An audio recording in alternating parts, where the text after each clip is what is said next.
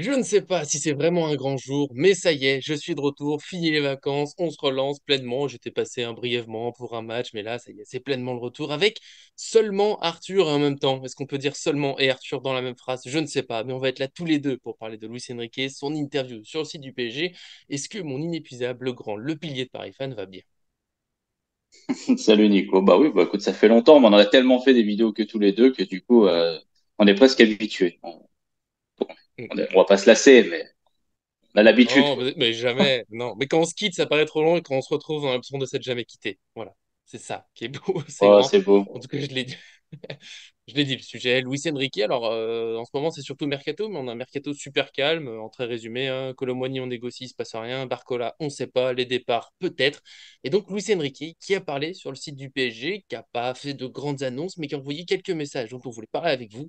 Avant ça, n'oubliez pas le petit j'aime sur la vidéo pour nous soutenir, pour fêter mon retour. Ça me toucherait, c'est vrai, on va le dire. Et puis, bien sûr, abonnez-vous en activant la cloche pour ne rien manquer de nos vidéos. C'est parti donc pour cette interview de Luis Enrique sur le site du PSG. Non, on va pas mettre tout le texte à l'écran parce qu'elle est longue, hein. Il y avait 11 minutes à noter, mais pour votre plus grand bonheur, on l'a noté sur le site Paris Fan. Donc vous l'avez en description, sauf si on oubliait de la mettre. Dans ce cas, je suis désolé déjà, dites-le, on l'ajoute tout de suite. Mais normalement, elle y est déjà. Vous pouvez aller voir tout le texte à l'écrit. Donc on va voilà, faire un résumé de ces messages, on va dire, voir ce qu'on en ressort, ce qu'on a aimé ou pas. D'ailleurs, Arthur va me surprendre, c'est lui qui a lancé l'idée. Il a dit oui, on pourrait en parler. Eh bien, je t'écoute, je suis prêt à tout. Vas-y, Arthur. Ah, écoute, Nico, il faut que j'assume, hein, parce que le mercato, c'est pas quelque chose de facile. Donc forcément, à un moment, quand on reparle un petit peu de terrain, c'est toujours intéressant. Mais en même temps, c'est des semaines à un seul match. Alors du coup, forcément, les journées sont longues.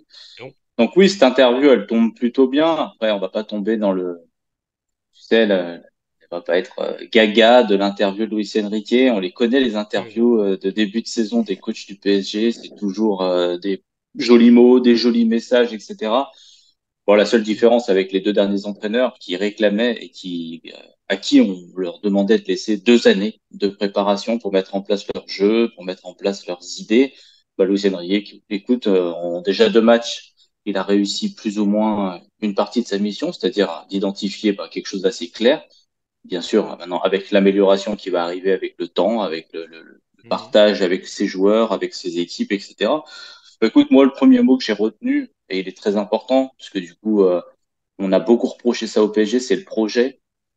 Voilà, c'est cette idée, en fait, qu'au Paris Saint-Germain, on n'avait pas de projet, ou alors, à la rigueur, on avait le projet avec les trois de devant Mhm. qui mettaient des buts, à qui il fallait donner le ballon, mais il n'y avait pas cette vision, on va Mhm. dire, à court terme, moyen terme, voire long terme. Après, on en parlera peut-être combien de temps il peut durer au Paris Saint-Germain, mais en tout cas, on aimerait que ça dure quand même plus qu'une année et demie. Les deux derniers entraîneurs, on rappelle que ça n'a pas été très long, Mhm. mais pour ça, ben, pour mettre en place un projet, ça se passe pas que sur 6 mois, quoi. Un projet, c'est hyper important. Et Luis Enrique, elle a l'air vraiment attaché à ça. Et son projet, ce que j'ai bien aimé, c'est qu'il le décline, tu sais, voilà, petit à petit. Déjà, il parle de l'humain, il parle du côté Ouais. inclusif des joueurs qui sont dans ce groupe-là et qu'il faut à tout prix les intégrer dans le projet, que ce soit les joueurs qui sont plus ou moins titulaires, on va dire, mais que ce soit aussi les joueurs qui sont peut-être moins utilisés. Parce qu'en fait, Luis Enrique, bah, Mhm. il a quelque chose de clair en tête, c'est qu'il veut monter un groupe, il veut pas monter une équipe de 11 joueurs capable de gagner, il veut monter un groupe de 20 joueurs avec une belle synergie, avec des idées en fait propres à chaque match, mais toujours avec la même idée d'intensité Oui. à chaque rencontre, chaque minute et tout. Moi, ce que j'ai bien aimé, c'est ça, c'est cette idée du projet qui ressort énormément avec cette envie en fait de faire du Paris Saint-Germain bah, une autre équipe que ce qu'on a pu voir, c'est-à-dire basée sur l'individu, basée sur la performance, on va dire directe, mais on va dire peut-être sans les émotions. C'est peut-être ça qui change un petit peu. En tout cas, c'est ce que j'ai retenu de grosse partie de l'interview. Voilà. Après, après on passera peut-être au jeu, mais déjà tu peux Oui. répondre déjà sur ça, ce que tu en penses. Oui, j'ai bien aimé il le dit, hein, qu'il est là pour construire quelque chose. Et évidemment, tu l'as dit, on le redit, au cas où, on n'est pas là pour dire c'est génial, c'est fantastique, tout va être beau.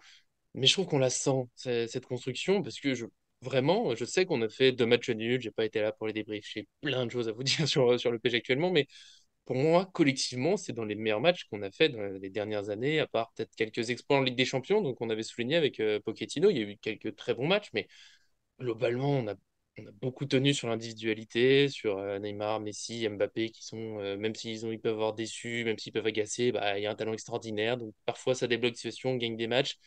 Il y a eu le début de saison dernière, les tout premiers matchs, il y avait un début de quelque chose, mais voilà, ça s'est vite éteint. Là, je trouve qu'on voit où on va, on sait quel jeu on veut faire. Après, oui, bien sûr, il reste des choses à peaufiner, mais c'est logique, parce que c'est plus dur de vraiment construire quelque chose de solide avec un collectif, avec des idées, des consignes précises que voilà, on tient sur le talent, bah, si les trois de devant sont en pleine forme, ils sont là, bon bah on gagne, tant mieux, puis les autres, on se débrouille un peu. Par contre, dès qu'ils sont pas là, on est foutus, hein, on les a vécus, toutes les crises de il est blessé tant de jours, est-ce qu'il sera là dans 3 semaines? Mais attendez, c'est un type de blessure. Tu sais, avec les interviews de médecins qui se multiplient, d'après ce qu'on a vu, peut-être qu'il sera là dans 2 semaines, 3 jours.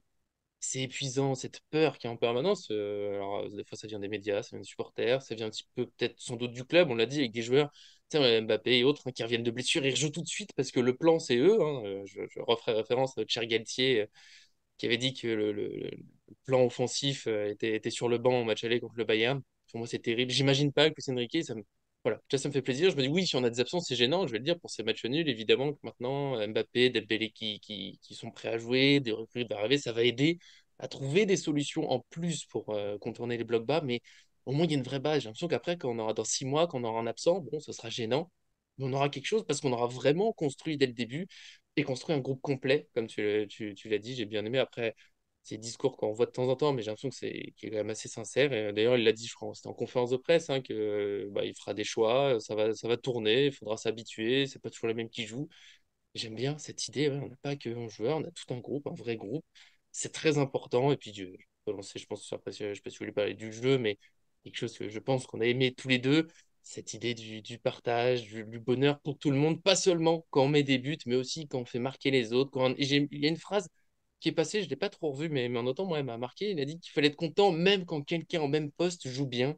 J'aime bien cette idée qu'il y a une concurrence, mais là, avant tout, c'est l'équipe. Tant pis si peut-être il jouera au prochain match, mais au moins l'équipe joue bien et gagne. Moi, ça, j'ai bien aimé. Ouais, bah écoute, moi, si j'avais dû découper en trois parties notre podcast, j'aurais dit projet en un, famille en deux et jeu en trois. Et du coup, bah là, On va parfait, s'y tu me retrouver. tends la C'est beau, perche, hein? toi. Tu me tends la perche pour le côté famille, parce que je pense que ce mot-là, c'est le début de on va dire, de son explication un petit peu de sa vision de ce qu'il voit d'un groupe. Quand il arrive et qu'il dit que marquer est pas forcément plus important que faire marquer, et qu'en tout cas, lui, ce qu'il veut, c'est voir sur la tête de ses joueurs des joueurs qui sont aussi contents de faire l'un ou l'autre, ou que même si tu es ni dans cette situation de marquer, ni dans cette situation d'être passeur, de pouvoir apprécier quand même ce moment-là et de le vivre en fait comme une famille, en tout cas comme une équipe, ce qu'on attend d'une équipe. Ça paraît logique, hein, tout ce qu'on se dit, ça paraît logique, tout ce qu'il dit Luis Enrique, mais on va pas se le cacher, on va pas faire les personnes comme ça qui viennent juste de naître et à la fin de 3 semaines, on se rend bien compte que on se rend bien compte que le PSG l'année dernière, bah ouais, si c'était un tel qui tire, l'autre qui boudait, si c'était lui qui On l'a boudait, à un vu, hein. moment, voilà. Euh, les plus grands exploits, en tout cas du PSG, mais du foot, du sport en général, se sont toujours faits quand les uns et les autres aimaient faire les choses ensemble. Et c'est vrai que ce côté aspect famille, ce côté aspect beaucoup de communication, et puis Luis Enrique, voilà, n'en déplaise à Christophe Galtier, Luis Enrique, c'est un ancien énorme joueur de football, c'est un très grand entraîneur. Mm.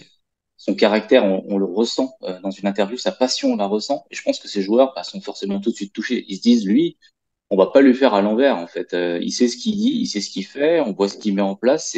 Ses entraînements, ils sont pointus. Donc, du coup, il a toutes les qualités pour faire du PSG et des joueurs, en tout cas, et du staff, hein, une belle famille, notamment en plus ce qui lui est arrivé personnellement. Voilà. Donc, du coup, je pense que tout ça, Mhm. ça aide, on va dire, à participer à ce qu'il soit en fait un entraîneur très humain, mais très exigeant, mais très humain, en fait, voilà, comme ce qu'on attend, en fait, depuis des années à Paris. Mais voilà, pour moi, ouais, famille, et ce que tu dis, notamment sur le fait d'apprécier, moi, j'ai vécu ça presque comme pas un tacle, mais voilà, on parlait souvent l'année dernière, Galtier qui se mettait à genoux tout de suite devant les stars. Et ben là, du coup, bah, t'as Luis Enrique qui, on sait qu'il apprécie Mbappé. Bien évidemment que tous les entraîneurs, ils préfèrent Bien avoir sûr que oui. Mbappé devant que Marco Asensio. On va pas se le cacher, voilà. Celui qui dit l'inverse, il n'a pas compris, en tout cas en termes Il de a rien football, les demandé, le entraîneurs. pauvre. Ouais, voilà, Oui, voilà, c'était gratuit, c'est oui. pas le perdu, mais. Mais quelque part, voilà, il y a besoin quand même de lui rappeler, de lui dire, bah, écoute, Kylian, enfin, en tout cas, un peu nous, ce qu'on se dit depuis des années, enfin, déjà 2, 3 ans, déjà, on en parle dans les podcasts, on dit, bah, Kylian, c'est bien beau de marquer, mais tu seras meilleur, tu seras un meilleur joueur, tu seras peut-être Ballon d'Or le jour où ton équipe te portera autant que tu la portes. Et en fait, là, la problématique de Kylian Mbappé sur l'année dernière, c'est c'est sûr, il portait l'équipe, mais par contre, quand il s'agissait de porter un Vitinha, de porter un Hakimi, même qui est son ami en plus, bah, c'était beaucoup plus compliqué. Voilà. Donc voilà, l'aspect famille est super important. Ouais, ouais, c'est une base. Après, je le redis, il y a un très beau discours. Il faudra voir s'il y a les faits, mais dans le début des matchs, je trouve qu'il y a quand même quelque chose. Ce pressing qui est fait tous ensemble, déjà, c'est un bonheur de ne pas voir des joueurs qui ont l'air de faire un peu ce qu'ils veulent sur le terrain. Après, dans le jeu, bon, il n'y a pas grand-chose. Enfin, on n'apprend pas forcément énormément. Il y a l'analyse de chaque adversaire, évidemment. Il y aura sa possession de balle. Il faudra mettre les buts, ça, tout le monde le dit. J'aime bien, j'ai retrouvé un truc, je crois, ça aussi c'était une conférence de presse, je crois qu'il avait eu, j'ai un petit doute ou c'était dans un média en conférence de presse, mais il avait eu une question sur la pression, la Ligue des Champions, l'objectif, et lui il avait dit, bah, on veut la gagner, bien sûr qu'il y a la pression, mais c'est l'objectif, c'est comme ça. Ce qui changeait beaucoup des derniers entraîneurs qu'on a eus, qui ont beaucoup dit, oui, mais l'essentiel c'est la Ligue 1, la Ligue des Champions, vous savez, c'est difficile. Et ça me fatigue. Enfin, bien sûr que c'est difficile, mais quand on est le PSG, quand on vient entraîner ces joueurs-là, je trouvais ça voilà, un peu facile comme discours, histoire de déjà dire, bon, non, mais quand on va perdre, oh, c'est normal qu'on perde. J'ai un peu de mal avec cette idée en général. Et là, il a une question encore. Voilà, est-ce que c'est une pression avec voilà, les attentes des supporters? Et lui, mais la pression, c'est un privilège. Et j'aime bien cette idée. Voilà. Si, après, il enchaîne. Si vous n'êtes pas prêt à la supporter, vous feriez mieux de quitter le football professionnel. Et je me dis qu'on aura peut-être des joueurs qui auront un peu moins peur quand on a 2 buts d'avance en Ligue des Champions, que oui, l'adversaire va pousser, mais voilà, ça fait partie du truc. Si on veut y aller, bah, faut être prêt à se battre. J'espère qu'on aura ça, j'espère qu'on aura une vraie équipe. Voilà, c'est ce que j'ai retenu le plus de cette interview. Après, bien sûr, c'est sur le site du PSG, donc il y a beaucoup de positifs. Il n'a pas mis en difficulté, mais il y a des belles promesses et je trouve qu'ils sont un peu soutenus, je le redis, par les 2 premiers matchs où on a revu un collectif au PSG. Et si maintenant, voilà, ça va être mêler les petites individualités, forcément, on pense à Mbappé, puisque c'est le joueur individuel de la saison dernière bah, qui est encore là, parce que Neymar, bon, après Neymar individuel, on lancera pas ce débat ici, mais on va dire que c'était l'une des stars. Messi, il est parti. Il y a Dembélé qui devra défendre, mais en général, il le fait un peu. Voilà, c'est intégrer ces individualités dans le collectif, pour avoir quelque chose de très fort. On le redit, Mbappé, oui, il nous a agacés tous les deux, pardon, je suis un peu fatigué énormément, mais il a du talent. Et s'il rentre dans le collectif pour de vrai, il y a un énorme potentiel au PSG. Et Luis Enrique, là, comme ça, moi je finis là-dessus, je trouve qu'il dégage un truc qui fait penser que ouais, il en est capable. Et son discours d'ailleurs sur les joueurs, l'importance de l'humain, c'est le discours que j'ai retrouvé énormément bah, du côté de Carlo Ancelotti, qui est reconnu comme un excellent entraîneur dans le management. Donc voilà, je pense qu'il y a des belles marques d'espoir. Je te laisse le dernier mot, comme tu avais eu le premier sur ce dossier, Luis Enrique.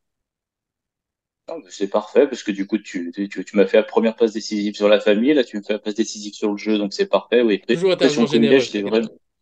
Pression privilège, pour moi, c'est vraiment le mot de point de départ quand il parle du jeu. Déjà, pour lui, la base, évidemment, quand tu rentres sur le terrain, bah, faut que tu sois heureux d'être un footballeur, faut que tu sois heureux de tenter des choses, faut que tu sois heureux de te faire mal avec les autres, parce qu'en fait, c'est un privilège. Ouais. Ta carrière, elle est courte, tu gagnes de beaucoup d'argent, encore plus quand tu es au Paris Saint-Germain. Donc, évidemment que tu peux pas arriver, comme on a vu l'année dernière, arriver sur la pointe des pieds, genre, j'ai peur de ma vie, aller sur le terrain, ça me fait peur, j'ai peur des Mon supporters. Dieu. Non, à un moment, voilà. À un moment, il faut que ça soit ça. Moi, ce que j'ai bien aimé dans son idée du jeu, c'est que sa phrase fétiche et celle qu'on attend pour l'instant, on peut pas dire que c'est fait, mais en tout cas, c'est celle qu'on attend. C'est quand il dit je veux jouer pareil en Ligue 1, en Ligue des Champions, en Coupe de France, la Mhm. première, la dernière minute, à domicile, à l'extérieur. Voilà.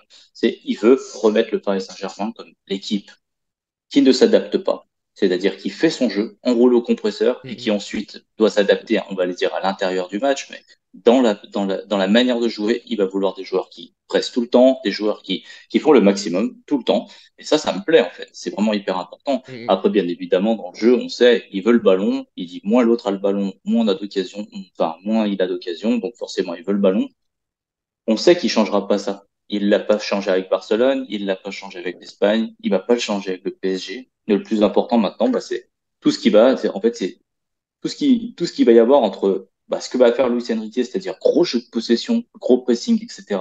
Et tu l'as dit tout à l'heure, réussir à aller marquer des buts. Et je pense que, en fait, on arrive à cette conclusion, c'est-à-dire, bah, finalement, sur les 2 premiers matchs, si Paris met ses 3, 4 occasions, voilà, je te le dis À vraiment, avec Toulouse, il les y a moyen si, de bien mettre sûr, une. on refait le monde et tout. Mhm.